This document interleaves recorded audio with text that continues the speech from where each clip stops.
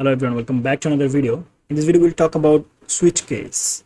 So switch case kind of if else, but in a different way.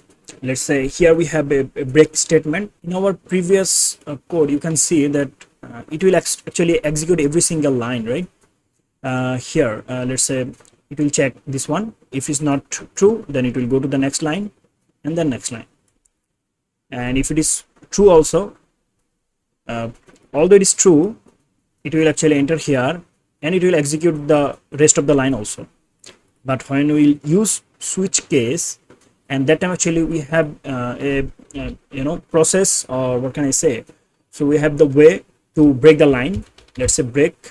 So if we use break in switch case, if the option is fulfilled, then it will actually break here and then it will not count rest of them.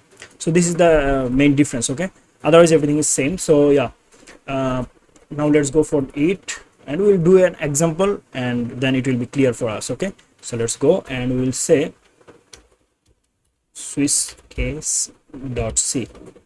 okay, now first of okay, let me just copy everything so it will take too much time. Paste it. I'm just going to remove all of them. Okay. Now you can see age is 60.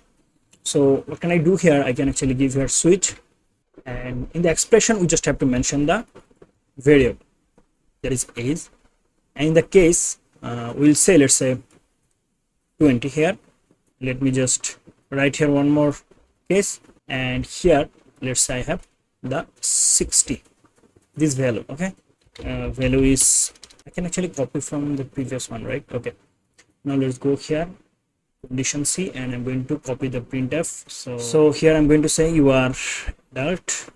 Here you can see we have set here case, and what it will do, it will actually go for the switch option here and it will check age and it will find the age as 18. So here the age value is 18. All right, now it will check case 1.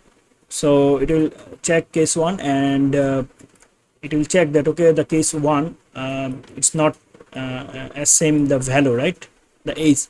So it will actually go the next case. Okay, it will go here and check, then it will find that okay, this case is 18. So it will enter here and it will say that you are adult. Okay, so now let's run the code, and here you can see you are adult. Let's say my value is, let's say 60, and here you can see there is no such a case like this which will actually contain this value.